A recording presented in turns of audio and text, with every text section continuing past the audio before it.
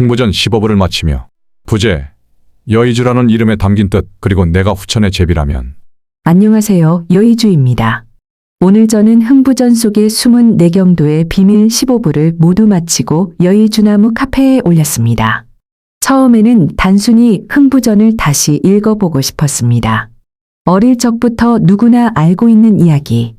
착한 흥부는 복을 받고 욕심 많은 놀부는 벌을 받는다는 이야기.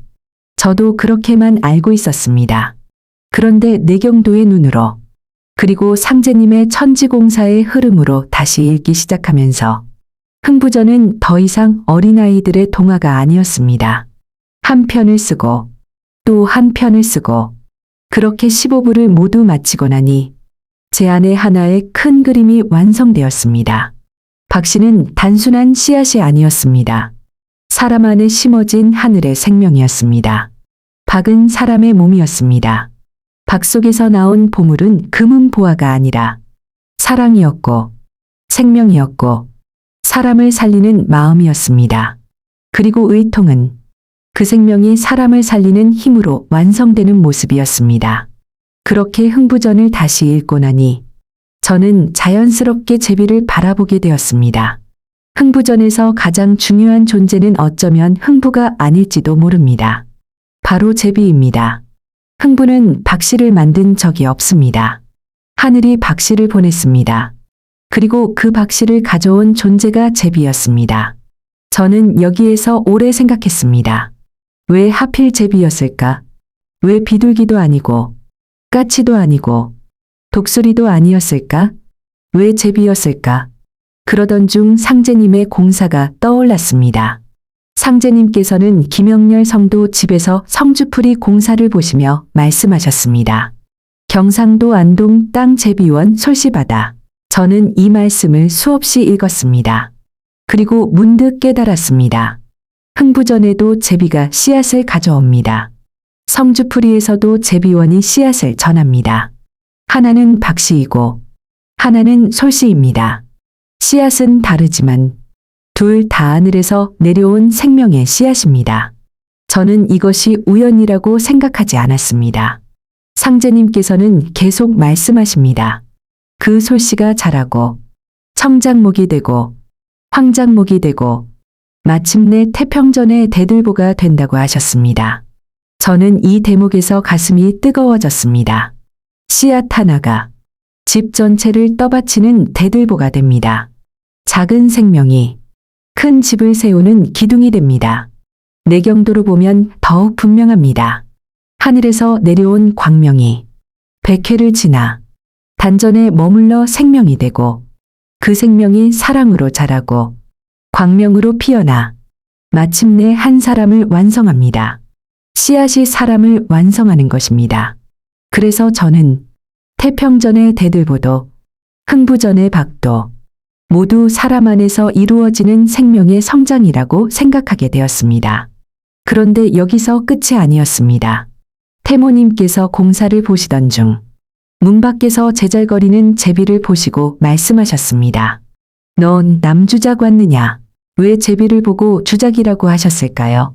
주작은 남방의 붉은 새입니다. 광명의 새입니다. 봉황의 기운과도 연결됩니다. 저는 이 말씀도 다시 생각하게 되었습니다.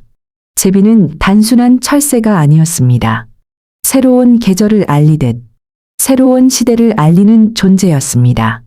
하늘의 소식을 전하는 사자였습니다. 생명의 씨앗을 전하는 존재였습니다. 흥부는 제비를 살렸습니다. 그리고 제비는 박씨를 가져왔습니다. 저는 이것이 수행의 원리라고 생각합니다. 사람을 살리는 사람에게 하늘은 생명의 씨앗을 맡기십니다. 그리고 그 씨앗은 또 다른 사람을 살립니다. 그러다 문득 지난 15년의 제 삶을 돌아보게 되었습니다. 저는 상제님께 받은 여의주라는 이름으로 15년 동안 유튜브에 영상을 올렸습니다. 글을 써왔습니다. 노래를 만들어 왔습니다. 처음에는 그저 제가 깨달은 것을 나누고 싶었습니다. 하지만 흥부전 15부를 모두 마친 지금 문득 이런 생각이 들었습니다. 혹시나도 15년 동안 사람들에게 박씨를 전하고 있었던 것은 아닐까. 영상 하나가 박씨 하나였는지도 모릅니다. 글 하나가 박씨 하나였는지도 모릅니다. 노래 한 곡이 박씨 하나였는지도 모릅니다. 저는 박을 준 것이 아니라 씨앗을 전했을 뿐입니다. 그렇다면 여의주라는 이름은 무엇일까요? 용이 물고 있는 구슬입니다. 광명을 담고 있는 구슬입니다. 그러나 저는 이제 여의주를 조금 다르게 생각하게 되었습니다. 여의주는 욕심을 이루는 구슬이 아니라 하늘의 뜻을 이루는 씨앗입니다. 그래서 상제님께서 제게 여의주라는 이름을 주셨다면 그것은 저를 높이라는 뜻이 아니라 하늘의 씨앗을 사람들에게 전하라는 뜻이 아니었을까. 저는 그렇게 생각하게 되었습니다. 하지만 씨앗을 전하는 것과 씨앗을 키우는 것은 전혀 다른 일입니다. 흥부도, 놀부도 같은 박씨를 심었습니다. 씨앗이 달랐던 것이 아닙니다. 마음이 달랐습니다. 그래서 결과도 달랐습니다. 흥부의 마음은 사랑이었습니다. 놀부의 마음은 욕심이었습니다. 결국 마지막에 박을 타는 날 드러난 것은 박씨가 아니라 자기 마음이었습니다. 저는 이것이 흥부전이 말하는 가장 깊은 수행의 이치라고 생각합니다. 같은 진리도, 같은 말씀도, 같은 씨앗도 어떤 마음으로 받느냐에 따라 생명이 되기도 하고 재앙이 되기도 합니다. 그래서 저는 지난 15년 동안 올렸던 모든 글과 영상을 다시 생각해 보았습니다. 혹시 그동안 제가 전했던 모든 이야기들이 박씨였던 것은 아닐까요? 그리고 지금도 누군가는 흥부의 마음으로 그 박씨를 키우고 있을 것입니다. 생명이 자라고, 사랑이 자라고, 광명이 자라고, 사람을 살리는 마음이 자라고 있을 것입니다. 그러나 또 누군가는 놀부의 마음으로 같은 씨앗을 키우고 있을지도 모릅니다. 시기하고, 비웃고, 욕심으로 심고, 교만으로 물을 주고 있을지도 모릅니다. 마지막에 박을 타는 날, 결과는 이미 정해져 있습니다. 씨앗 때문이 아니라 마음 때문입니다. 여기까지 생각이 이르자 문득 오래전 법종교에서 수행하던 때에 한 신도 체험이 떠올랐습니다. 태평전에서 수행하고 있을 때였습니다. 제3의 눈으로 보니 하늘의 기자들이 구름처럼 몰려와 저를 둘러싸고 카메라를 들고 취재하고 있었습니다. 그리고 여기저기서 같은 말이 들렸습니다. 여주다. 여주다. 그때는 그 뜻을 전혀 알지 못했습니다. 왜 나를 여주라고 부를까? 한동안 이해하지 못했습니다.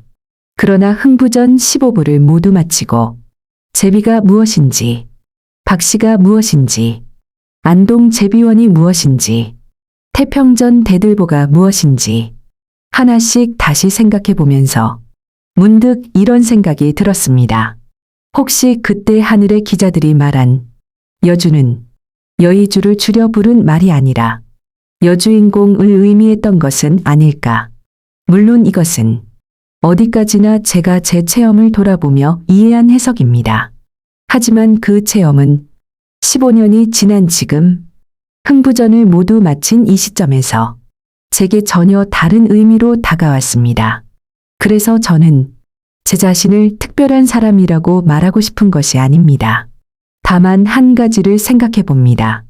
만약 제가 흥부전의 제비처럼 사람들에게 박씨를 전하는 역할을 맡았다면, 만약 제가 안동 제비원의 제비처럼 후천의 씨앗을 전하는 역할을 맡았다면 그동안 제가 올렸던 수많은 글과 영상은 결국 박씨를 나누어 주는 일이었을 것입니다. 그러나 그 박씨를 흥부처럼 키울 것인지 놀부처럼 키울 것인지는 제가 결정할 수 없습니다. 그것은 여러분의 몫입니다. 그래서 오늘 흥부전 15부를 모두 마치며 여러분께 마지막으로 묻고 싶습니다. 혹시 제가 지난 15년 동안 여러분께 전해드린 글과 영상, 그리고 노래들이 흥부전의 제비가 전한 박씨였다면 여러분은 지금 그 박씨를 어떤 마음으로 키우고 계십니까? 흥부의 마음입니까? 아니면 놀부의 마음입니까? 같은 박씨라도 마음에 따라 열매는 달라집니다. 이제 각자의 박은 자라고 있습니다. 그리고 언젠가 각자가 심은 박을 타는 날이 올 것입니다. 그때 열리는 것은 제가 준 씨앗이 아니라 여러분이 그 씨앗을 어떻게 품고 살아왔는가 하는 바로 자신의 마음일 것입니다.